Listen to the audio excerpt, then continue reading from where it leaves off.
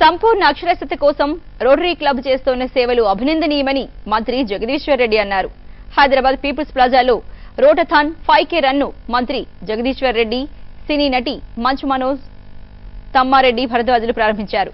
తెలంగాణలో సంపూర్ణ అక్షరాస్యత సాధించేందుకు ప్రభుత్వం కృషి చేస్తుందన్నారు.